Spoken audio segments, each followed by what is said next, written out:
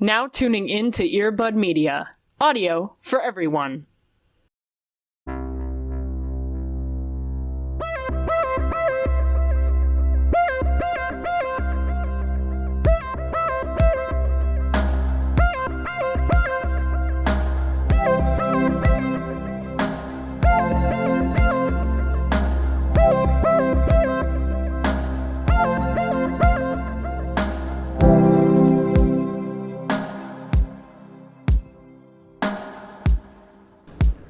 Unfortunately, I am recording as well. Or fortunately. Oh man. You decide. You decide. Choose your own adventure. Schrödinger's podcast. Fuck. Can you imagine? What would that entail? The podcast is neither alive or dead. Hey, who's the one making Twilight references now? That's what Schrödinger's cat is, Allie. What do you mean? I don't know. I was just trying to segue things, Cody. Let me live my life. Oh my god. But you're the one that said life and death first, so, I mean, hey. That's the whole principle of Schrödinger's cat, What Allie. if you just tried to use synonyms for that? Existence or non-existence. Or the end of that. Or the void. Fuck, welcome into the Twilight. Where we talk about Becca Highlighter's Bella's trauma and the void. I can't wait for the eventual compilation of all of those that we've done. Oh god. Because it's going to be a wild ride, but they're all going to be really accurate. Oh, Cody, how are you doing? I am great. It is a morning pod, which means it's also a little bit of a sleepy pod. It is. Yes. Also, it's very early for you, so... I mean, it's like way past sunrise, so it's really not that early. That's a terrible measure of time. I mean, as someone who does not have blinds nor curtains on my window, I move by the sun, so I'm good. My circadian rhythm is on lock, so I think I'm good, actually. Damn. Yeah. I love summer for the sole reason of more sunlight, but everything else can get wrecked, actually. I don't like the bugs. I don't like the heat. I don't like the color scheme, if I'm being honest. Wow. I thought you loved warm tones. I'm very much a winter bench. Jewel tones flatter me very well. I cannot rock a yellow. I cannot rock an orange. Are you kidding me? Like a fuchsia or like a peach. Oh, there's no way. I look inflamed. There's no way. But I shout out to everybody that does, honestly. It's great. So, and also, I'm pretty sure I just heard a firework go off, and it's literally 6 a.m. for me, so, like, what is this world? Oh my god. The amount of, like, pre-4th of July fireworks that have been happening in the past couple days, they've just been, like, sporadic, like, one-off fireworks at, like, midnight, or, like, whatever, just to, like, feel something. Which, honestly, like... fair. But I don't know what's worse, the before fireworks or the after fireworks. Oh god. Because the after fireworks are almost a little bit more depressing to me. Of like, hey, after party is still good. It's been like 3 weeks. It's like, what the fuck? Why are you still like, stop. God, when the Cubs won the World Series in Chicago, it had become apparent that everyone in Chicago had just been hiding fireworks for 108 years, and they just all let them go at the same exact moment. Let it be known that fireworks are definitely illegal here. Sure. Yeah, that's and it right. was a wild time. So the world just lit up, and there was nothing that the police force could do about it, because what do you do? The whole city under arrest. They're like, you know what, I'll let this one slide. But it's been 3 weeks and we can't see anything, so. Oh, damn. The sky is covered in asphalt, I can't. And I don't mean to make this Twilight episode about my fireworks politics. However, there's nothing wrong with a good sparkler. It doesn't make noise. It's entertaining. And it just gives you enough pain when it gets to the bottom to remind you that this holiday is just not worth it. They're not expensive as well. And you just throw them into a bucket of water so you don't have to worry about setting the world on fire. Amazing. It doesn't scare animals. It doesn't scare people. It doesn't wake people up or keep them up. And it doesn't pollute the air. What's the... Yeah, fireworks subjectively just seem like a bad move. I don't understand why sparklers get all the shit as well for it. Yeah. As someone... When we run in 2020, our platform will be pro sparklers. We wouldn't even need to worry about them vetting us. We would just, like, on our application be like, yeah, so by the way, SoundCloud.com,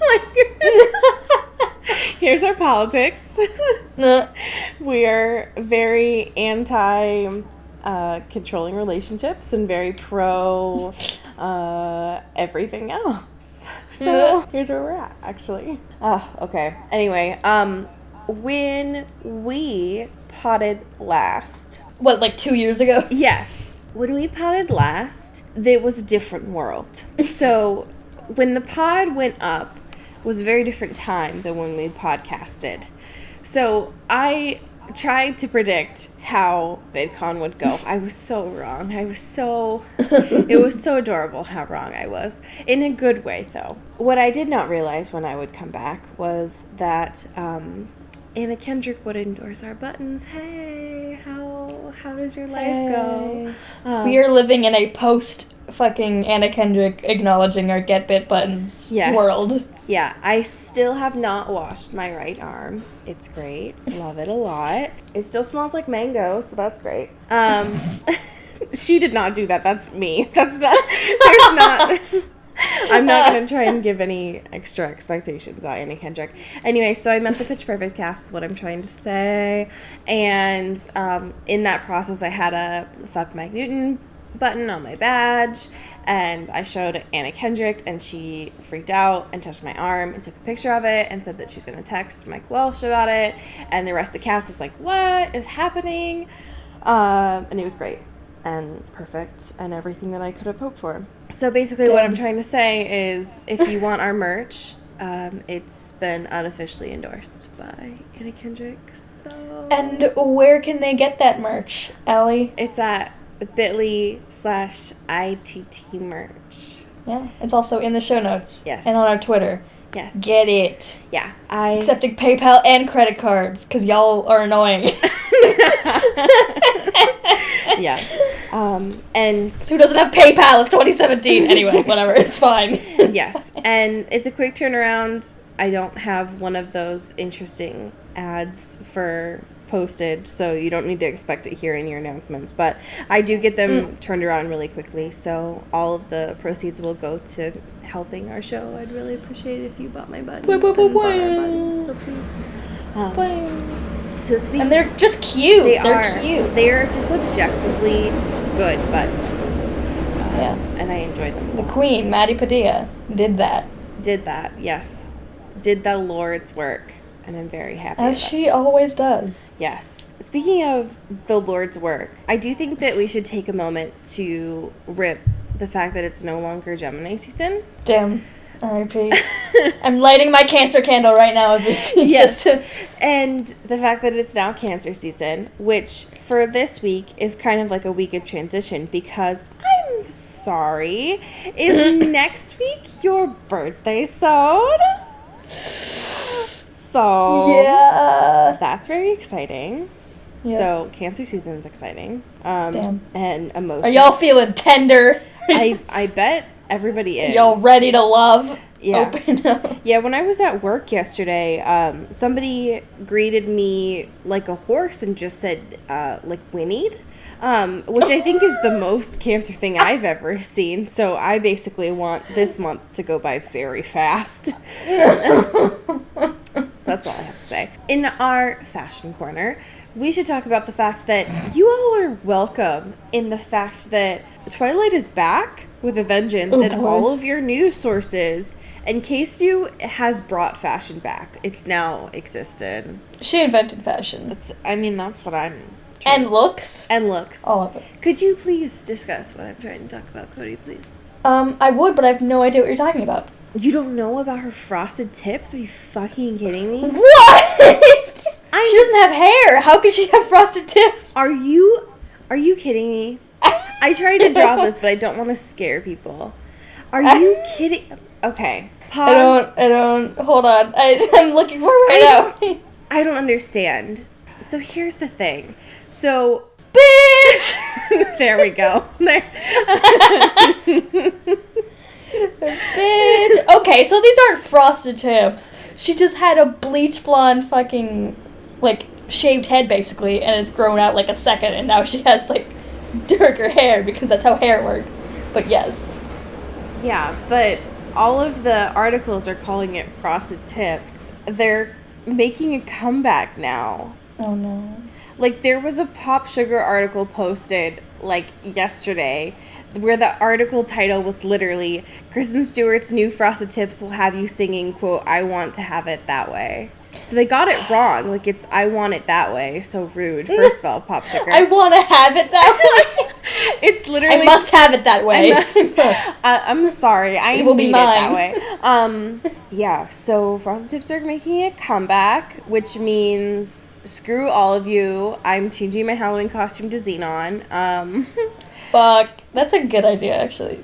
Can you imagine? What a look. Absolutely. That lip gloss? Are you joking? Hello. Oh my gosh. Yeah. That, like, fucking metallic spandex? Hello. I have been reciting those songs as a midnight prayer for over 20,000 years. So it's basically come to fruition.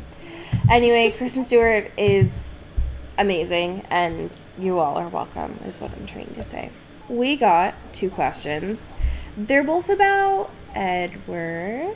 Oh, great. Great. The first question, I tried to add some more intrigue, but I don't know if you can tell. For the listening audience at home, in our show notes, Allie has written, Edward, circumcised? See or no? And what did I include, Cody? I don't. What keyboard do I have installed on my laptop? Yeah, my upside down question mark. Yes. I mean, that's also with every keyboard. You can do that. You can do that on anything. It's fine. Hey, first of all, that was just a pen. It wasn't my knuckle. I don't want to seem that intimidating today. But yes, so we got asked this question. No shit. Oh my god, what are you doing? I tried to make it italics and then just gave me an eye. Get your Arial bullshit off this Google Doc. This was Arial beginning, okay? Excuse me. You made this. This is you the made Georgia this question only Google Doc. Okay, you made this question mark Arial. I just made it bigger. I don't know what to tell you, Allie. I swan to John. Cody. It was you. I'm in a duel with you about fonts right now. Fuck this podcast. I'll fucking change it, but you were the one who made it this. What's you? You're wrong. Is that better? No, I'm not wrong. It's much better. It looks like the little Pixar lamp now. I can't believe you thought I just changed the font on you. Can you imagine? Like, just one Comic Sans upside down question mark. I don't. Anyway, Edward circumcised, see or no? Stop avoiding the question, Allie.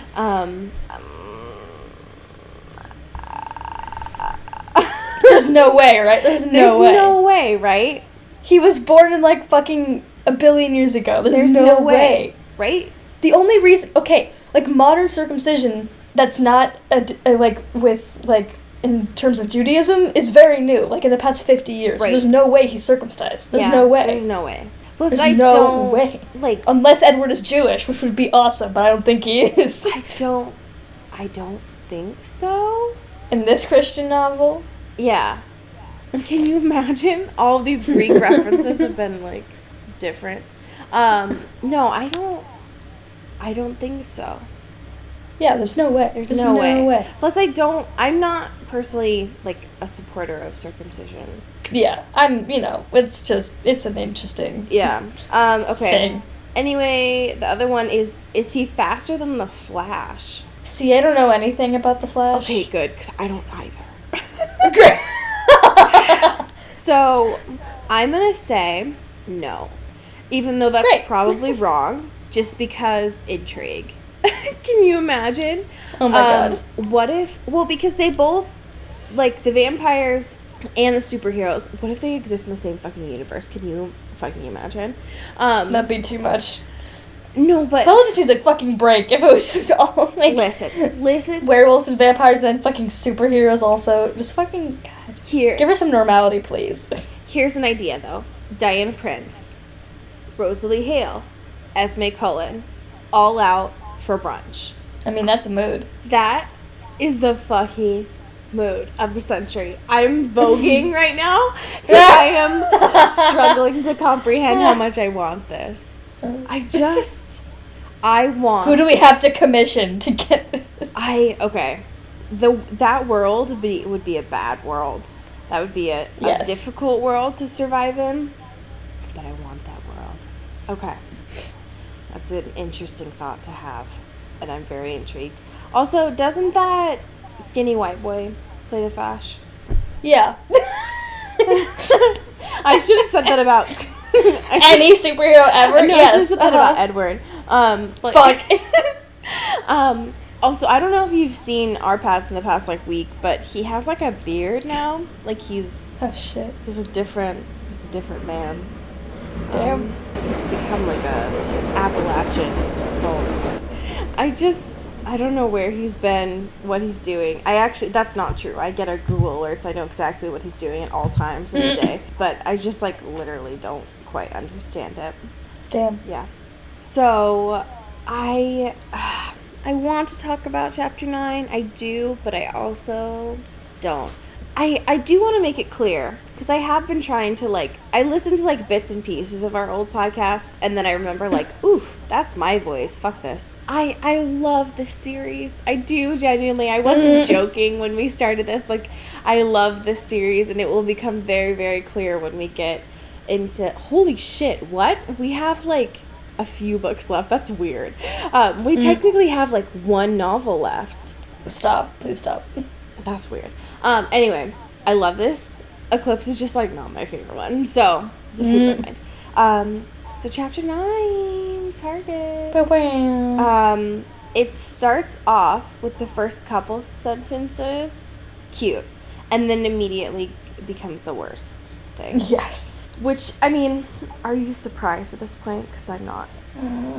Eclipse is just taking your faves and making them trash, and it's very sad to watch. Always, yes. Alice and Charlie having a friendship is very pure to me, and I enjoy that, and it makes me very happy, especially when that means Alice is coming over to drop Bella off, and it means the slumber party, aka captivity, is over.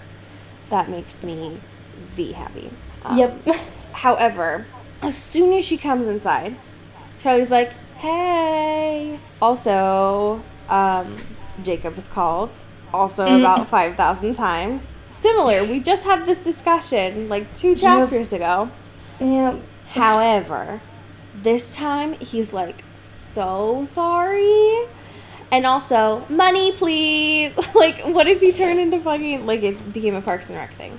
But no, he just wants you to, like, be nice to him, Bella. And it's the worst thing, and I don't like it. Cody, this is the worst. It's very not good. It's very not good. Especially because Bella even says that Charlie didn't usually editorialize on the messages. Because why would you, as Charlie, you know, it would just be like, Jacob called. Call back. Call back. Yeah. Like, it's not really a thing. But he's written, like, a whole novel here. And it's ridiculous. So anyway, the thing that frustrates me the most about this is it's very clear about Bella that she is not amused by this and doesn't want anything to do with it. She says that, but also the idea of her saying, quote, like, my appetite evaporated. Like, she doesn't want to deal with this. Not right now, not in general. But then we get the nastiest thing. And Charlie, here's the thing. I love you. I support you. I want the best for you, Charlie. However, you gotta stop sometimes. Yep. Correct. Because when she says no, he says the grossest thing of being like, that's not very attractive behavior, Bella. Oh, Charlie. Charlie. Come on. No. And then he says forgiveness is divine, which, like, blah. What is he, like a fortune cookie? What the fuck?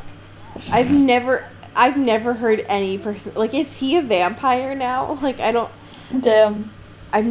He's been hanging out with his trio too much, because that's a lot. I hate that. Also, my favorite thing about this, though, is that she does actually respond. It's just that Charlie can't hear her.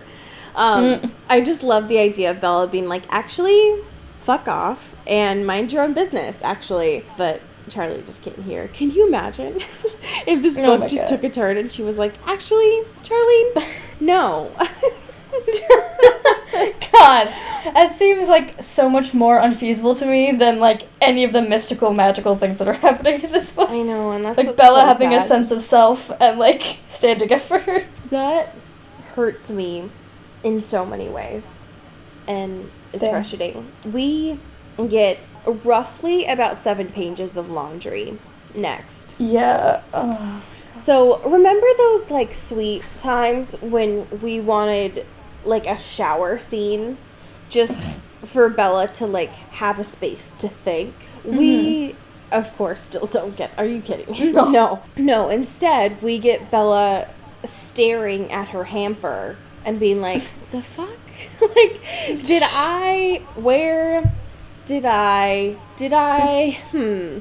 and which is also relatable, first of all, but is that important for a novel? No. Debatable. So of course Edward shows up and is like, something is wrong, my bat senses are tingling, and it's this whole sequence is very weird. Of course it's obvious that it's setting up for something. My favorite thing about this, though, because Charlie goes from being the grossest to being the biggest mood. Oh, because I literally wrote me in the margins. Did you really? Yeah. Yeah, because when the doorbell rings, all he says is, door. I just love that he's, like, on the couch, just like, hey, just so you know, that noise you heard was the doorbell. I'm just... Thank you, Charlie. I am not getting up for it. I'm not helping you at all. I just want to let you know that that is your responsibility. Amazing. I love that about that. Edward just, like, loses it. He cannot handle the fact that... Because, of course, it has a big deal. It's not just Bella being forgetful, right? We find out that there was a stranger in her room. And it was... Not Victoria. Not Victoria, which is the very important component of this. And they assume that it is the Volturi. So the Volturi it is. And so, of course, Charlie walks by and is like, hey, you guys are fighting. That's dope. Let me just walk by with my popcorn bowl. Which is supposed to be, like, funny, right? But also... out of context, like, if this wasn't Charlie and we knew he was being humorous, that would be such a sad thing for a parent to say. Like, I love when my child is having distressing times with their partner. But anyway, so Edward is stressed. And so they head to the Batcave. And here's the thing. So, of course, when all of these stressful things happen, it usually ends up being... Edward and Alice and Carlisle, who are the primary decision makers out of all of this, mainly because Edward and Alice's palaces? Yeah, I mean, I meant to say powers, but palaces also, they're mind palaces, there we go. Oh my god. Are the most, like, helpful in moments of stress. And then, of course, Carlisle, because Daddy Malfoy. However, there's something about these two arguing with each other that for me, I find very satisfying to read. like, when they conflict with each other, I don't know, it seems the most accurate, and when Stephanie's writing seems okay-ish, I guess. Maybe because she has siblings, I don't know, she just writes it like she understands it a little bit more. Yeah. And they actually come off as, like, siblings and not just, like, people that have been living together for 100 years. I love sleepy pads. Great. One of my favorite parts about this, too, is Alice is trying to figure out what's going on, because she, of course, didn't see this happen, because she's been trying to watch Victoria, and she's been trying to watch the Volturi, and, of course, something has slipped through the cracks here. And so Alice is like, well, I would have seen that. And Edward, like, literally throws his hands up like the drama king he is. And is like, really? Are you sure? The idea of him always being hella dramatic is literally my favorite thing. I love that so much. They're the worst and also my favorite thing. Also, here's the thing. So they're all arguing with each other during this. And just, like, in stress and all discussing this. And, of course, Bella is just there, oscillating in place, trying to find a way. Disassociating in the corner. Trying to find a way to blame herself for all of this. And I'm just very thankful in this moment that Esme is observing that and trying to make sure that Bella's needs are put first.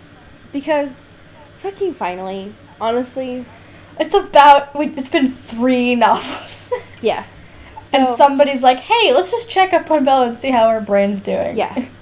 And that's why, like, I know that Esme's initial character is supposed to be written as this, like, mothering, nurturing figure. But it's also important to remember that Esme died by suicide. Like, she's struggled with mental illness herself. So, like, I think that she knows, she can tell the signs, on other people as well. And so it makes me feel better knowing that even with all this shit going down, Bella has somebody there when she's at the Cullen house who's, like, putting her needs first, which is nice. So anyway, that's great. Also, the only thing about this, too, and Stephanie... I feel like sometimes she tries her best with her... That's not true. She tries with her characters, but doesn't quite get them. Because there's one part when Esme is talking about, well, if I had done this, I would have just gone up and talked to these people. And she uses gender binary language. Esme would not have done that. Are you fucking kidding me? Are you kidding me? There's no way. These people are immortals. They've seen all kinds of presentations of people. Are you joking?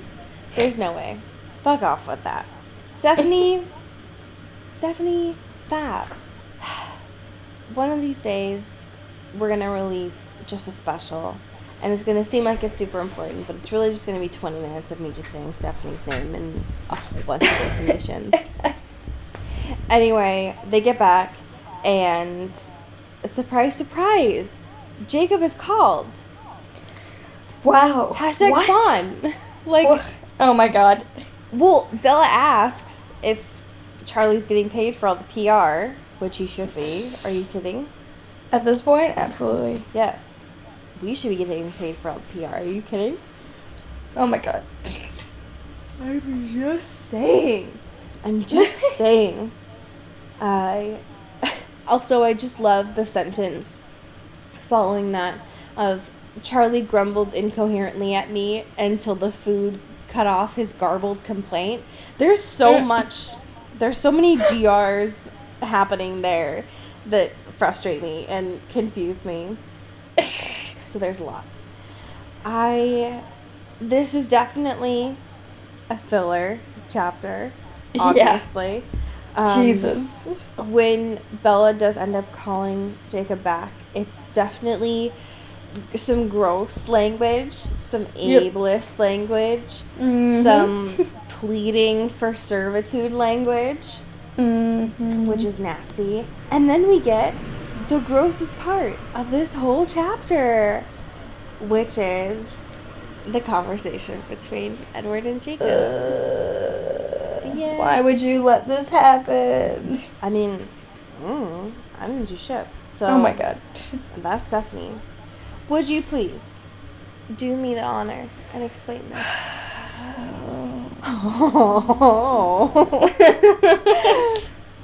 That's a grumpy cancer right there. Okay, I mean, mood. But, so, like, Edward's like, hey, man, I want to talk. And he's like, fuck out of here. Edward's like, hey, you listen here. Fucking, there's some serious shit going on. I don't know if you saw the vampire in your neck of the woods, but there's one over here, so we're gonna fucking have Bella in lockdown. And he's like, that's fucked. And he's like, yeah, well, this is it, man. Yep.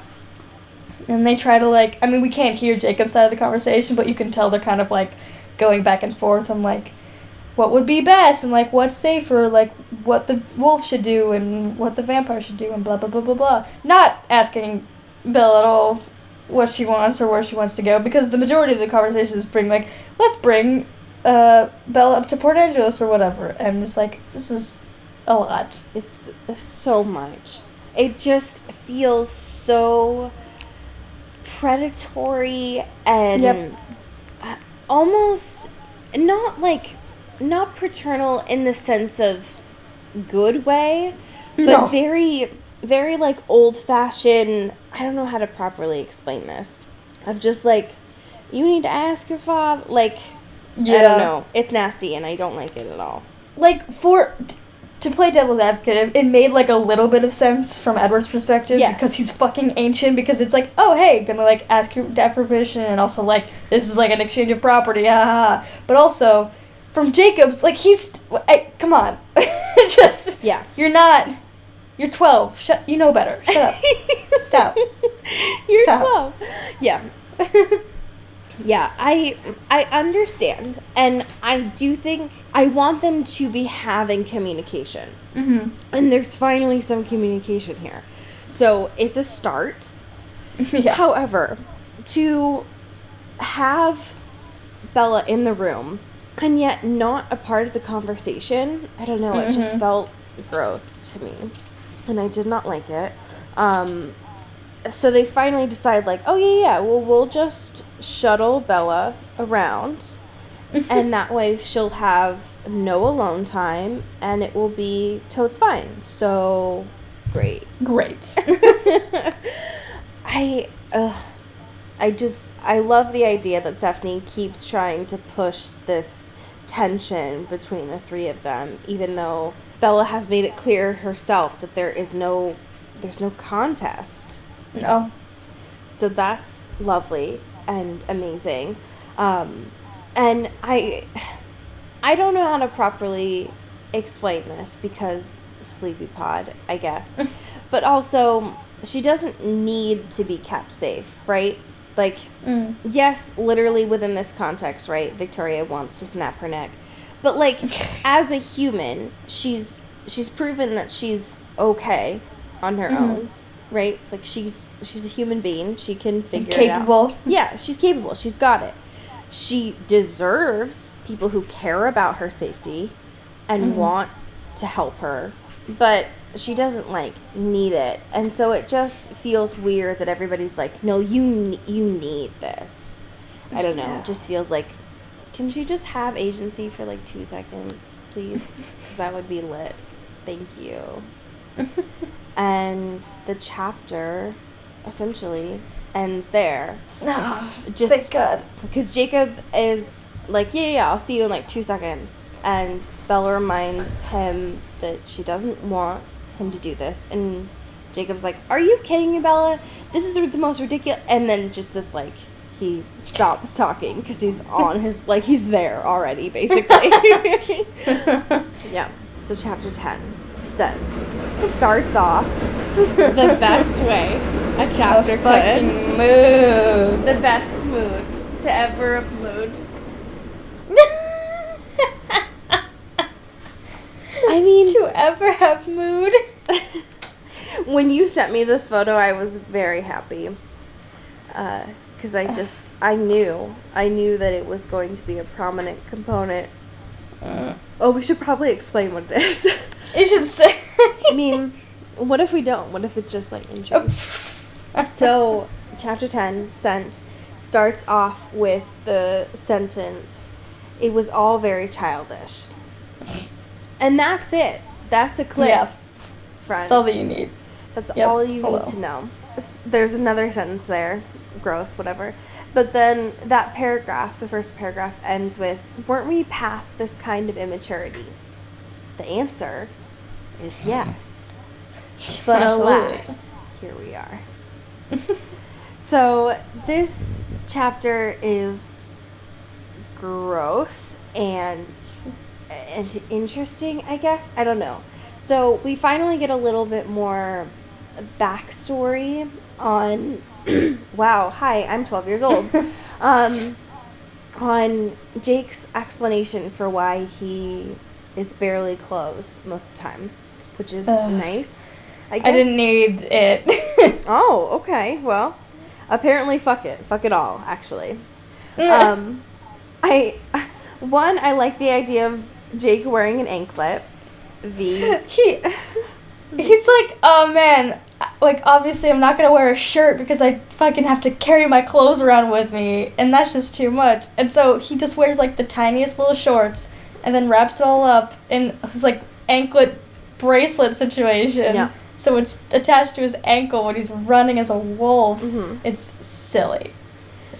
My favorite thing about all of this is the idea that once he transforms, he has to sit there on his hind legs, fold his shorts, attach them to his legs somehow, wrap the anklet around, because that is so much more interesting to me.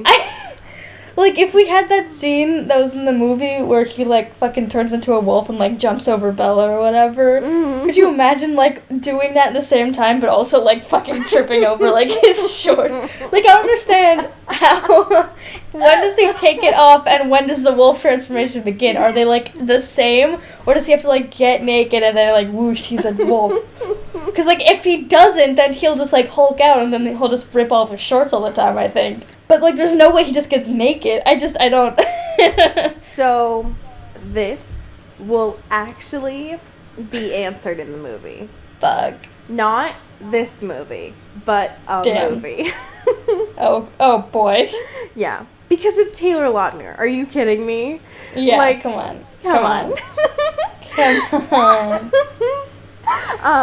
He's so I forget cute. that you love him. He's so oh my god. God, I can't. It's so embarrassing to me.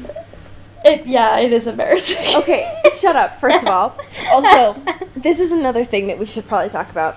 So, just because it's an important segue, I kept my cool at VidCon with everybody. I was calm, I was cool, I was collected, I was everything. I was great, it was perfect. Who are you? I don't care. It's fine. That's not true. I knew everything, but I was like very chill. The only person that I lost my shit over, Julia Nunes. I couldn't. Yep. I couldn't. Yep. I babbled like I do on this podcast, y'all. It was the most embarrassing thing I've ever experienced. And I'll never forget it. I'll never live it down. And that's how I feel like I would be with Taylor Lautner. Oh my god. No. With Taylor Lautner, actually, I'd probably be fine. I'd be like, oh yeah, totally. Like, you're great. Kristen? Oh god. Oh my god. How did I not start this off with? Okay, fuck this chapter. I have to tell you the story. So, here's the thing about telling people when I'm in LA and doing things, right? And that I have Twilight buttons with me, right? It ends up being a conversation about Twilight.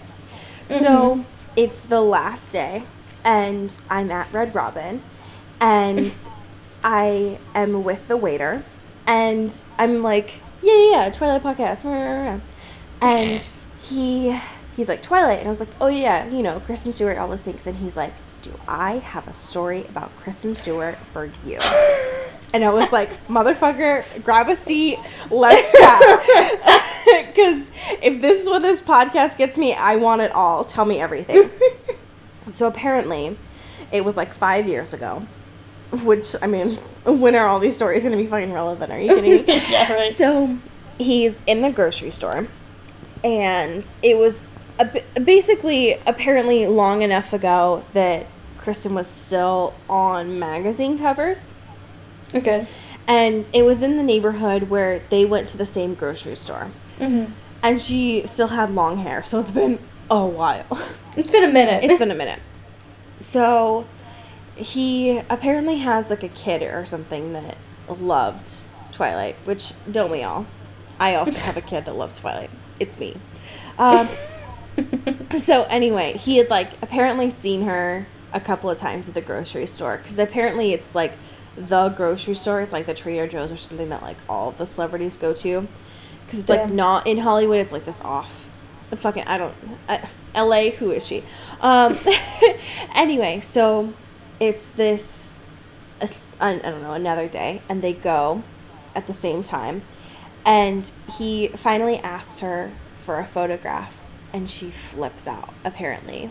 And he's telling it in a way that makes her come off in the most, like, vicious way, and I'm like, dude, it's Kristen Stewart. There's no way.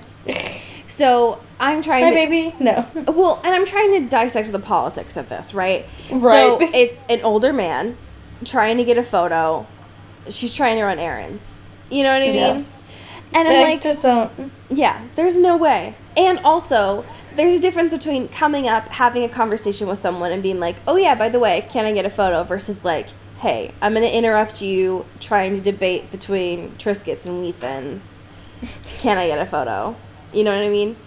So, anyway, Damn. He was like, it was just so weird. She just, like, freaked out, man. I was like, okay. Anyway, all I'm trying to say is, let celebs be celebs. 2017, just let them do it. Just let them have frosted tips if they want to. Oh my god. Well, only Kristen Stewart. All I'm saying is if fucking JT comes out with an Instagram on Monday with frosted tips again, I am going to lose it. I will actually buy lip gloss again, is what I'm trying to say. I will think about jelly sandals. Like, I will go back. Oh my god. Anyway. So back to this ridiculous chapter. Jacob tries to kill himself via a wound in his hand. Jesus. He like slashes his hand open, What? and it made me want to pass out. I couldn't even, I was trying to read it, I was just like, man, that's, no. Yeah. It was the worst thing to try and read. But Bella fucking, like, dying and trying to help him, even, like, when she can't look at it because she'll, like, throw up. Yeah. She's still very much, like, trying to help and try to be nurturing, which is, like, the most Virgo thing I've ever heard in my entire life. Such a Virgo. Like, please, God, let me help you, please, God. Such a Virgo. It is so funny. It was so funny. Yeah. I'm very thankful that he healed quickly, because otherwise I don't know how the chapter would have gone from there. There was a lot of bleach as Bella tried to take care of everything else from there, which meant that Jacob made a very gross reference to OCD. Yep. Which was, Jacob, stop. Just, no. That's not, no. Please stop. So here's the thing, and we should probably get to this. How did you feel about Gal Pal being used in this chapter? No. Oh, no. Because that was interesting to me on a personal level, because I do not remember that in any of my previous read-throughs. Yeah. Just the idea of, well, because they're talking about Quill, right? Which, like, baby Quill. Baby. And the idea of everybody else knowing that Quill was going to be a werewolf and he didn't. And the fact that Quill has since referred to Bella as Jacob's little human gal pal. Like, are you kidding me? God. Quill, the originator of Gal Pal. He did that. He did that. I'm sorry. He did that. So, like, it's actually in context now. Yeah. The only time when it's been used correctly. So that's good. Quill's actually being used in a way that's not gross, which is nice. Wow. What a shock. Refreshing. We're getting back to normal. Sleepy pod. Woohoo. And they're mentioning going to the bonfire party, which is nice because this is when shit starts to pop off, which is be good. And that is all very fun and good. Also, so during this whole component of Jake being there, right? Because he came over to get the scent of the intruder. And he'd been asking all these questions to Bella, and like, so what's it like to kiss a vampire? And what's it like to have that, like, sparkly dick and stuff? And Bella's like, well, kissing's fine, and first of all, I don't know, so rude. I'm not mad about it, it's fine. But it is weird that when he's leaving, he makes that weird nod to the news story about the controlling, abusive teenage relationships. That was like it was very, I don't know, it just felt weird to me. Yeah. Just like, first of all, relevant, but also, if you were having an actual conversation with your friend about this, that is not the way that you would bring that up. Anyway. Yeah, absolutely. So, Edward comes back and is like, hey, you stabbed Jacob, good job. And Bella just, like, slaps him upside the head. Can you imagine? Oh my god.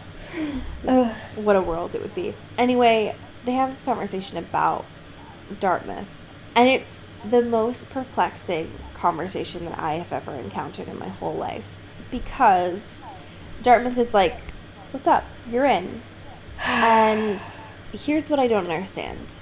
All of it? All of it. I don't understand. Like, there's no way she doesn't have, like, a 1.3 GPA. Like, I don't understand how this is fine and this is happening. I don't understand that. I don't understand, was she on a wait list? I don't understand anything about it because she's graduating tomorrow. She's mailing her stuff to Alaska tomorrow. Yep. And she's still like, Dartmouth, you say? That's not how college works. No, none of this goes this way. Are you kidding me? Yeah. No, I don't understand it at all. Anyway, this is more filler because we do get a slight hint about some of Jasper's backstory, which made me so excited. We know that he's good with young vampires. Oh god. I love him. He deserves everything, all and more. Also, when I was on our blog a couple days ago, somebody pointed out that in Twilight, when you see the first scene of them at the cafeteria table, he has a toothpick in his mouth. So just keep that in mind when we get to the backstory. Oh boy. And just like what region that reminds you of. Oh my god. Also, the rest of the chapter is weird because it's very motorcycle centric in a way that's not something that I would generally associate with Edward or Bella, if I'm being honest. It's just a lot of peacocking is what I'm trying to say, because Edward's like, hey, have I mentioned that you like look sexy lately? We should get you on a bike. And Bella's like, what are you doing? Like, has her hand, like, over her eyes and is just like, what are you doing? Stop. Yep. You're not sexy. Stop trying. Stop. It was like, Stop. Instead, I'll just walk to La Push. Actually, like, this is not good. Anyway, it's all the worst. What they've decided is to meet Jacob at the boundary line so that they can go to the party. And it's the worst thing because there's a lot of smooching and a lot of hugging, and it's grody. Ugh. Not because PDA is gross, but just because they're using Bella as an object to try and one-up each other, which is nasty. And that's basically where the chapter ends. I love ending it on things that piss me off. It's always great, but hey, we're going to transition to something that doesn't piss you off. So. And you are going to get so excited. I'm so happy. Oh boy. I'm very happy. Okay. So next week, chapters 11 and 12. So Legends and Time, respectively, those are some spoopy names. And it's also, shut up, it's also someone's birthday sode. So, Cancer season is alive and well. Hello, that is me. I am a giant crab. Just walking through the world. That's how you've been catfishing us all this time. Yes, yeah. You've been cat crabbing us all this time. What? You know. No, I don't. Like the usual. Hey, God. Speaking of crabs, what? Let's talk about fan fiction. Yes, what do we got? So, this is another fan fiction that was sent to us because it was written for us. Fuck. There's something so good about one fan fiction being sent to us, but when it's sent to us and written for us, are you fucking kidding me? It makes my heart soar. Okay. Yep. So, this was written by one of our friends and one of our listeners on Twitter, whose username is CarrieCrab1. And Cody, better fucking buckle in, because I'm buckled up. I'm ready. This is the best thing, actually. So, it is a one-shot, and it is the best thing. So, it is called Trapped in the Closet. Oh my god. Oh my god. No. We can't. No. Are we aware? I don't think this person is aware, but there is a fucking R. Kelly movie opera musical called Trapped in the Closet. It is like 70,000 parts long, and he updates it like every few years. It's the most ridiculous thing ever made, but it's called Trapped in the Closet. Oh my god. Well, that is nothing. There is no R. Kelly in this, from as far as I know. Maybe next time. So the dedication is dedicated to my favorite humans, Allie and Cody, for being epic and giving me this podcast, which I now live for, because you know I like to get bit. So, hey. And there's a little winky face. So I think this is like the first chapter-ish, and it's written half from Bella's perspective and half from Edward's perspective. Sick. Okay. Oh god. Okay. I feel like sometimes I hype these things up so much, but this one's worth it. Okay. Well, me and Ben haven't done it yet. And I don't want to know nothing or be bad at it. And all the time we have been alone together, I'm nervous. I'm in shock. I've never anticipated this turn of events. I looked at Jess and Lauren, who were exchanging an odd look, and then they both broke out in a large grin.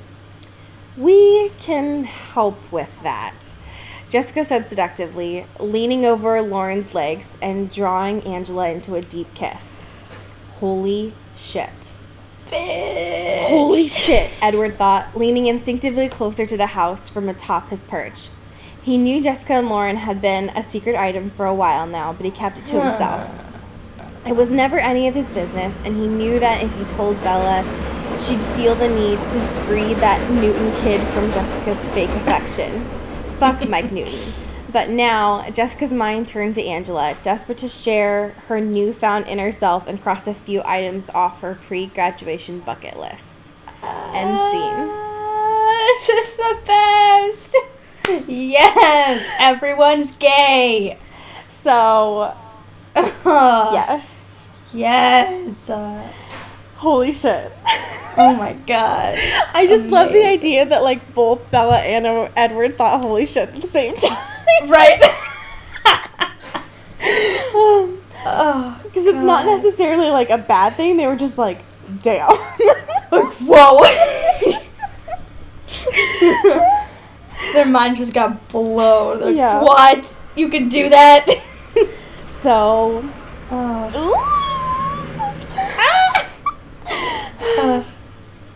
first bears, now the goods. The goods. The goods. As we say it, folks. Get bit, y'all.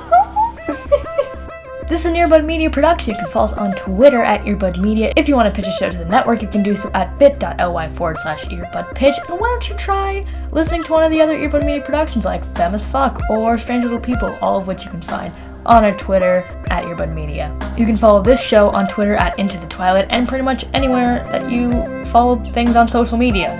If you want to help support the show, we have a Patreon, patreon.com/IntoTheTwilight, where you can donate as little as $1 a month and you can get access to all sorts of cool bonus content, letters from us, our undying love and gratitude. You know the gist. We would also appreciate it if you rated and reviewed us on Apple Podcasts, as well as if you have a little extra time filling out a quick little survey at bit.ly/IntoTheSurvey. Our artwork is done by Maddie Padilla, who you can find at YourGhostHost44 on Instagram, and our music is done by Eli Krause, who you can find at KrauseFilms.com. You can find Allie on the internet at 23ofme, and you can find me at Cody Captures.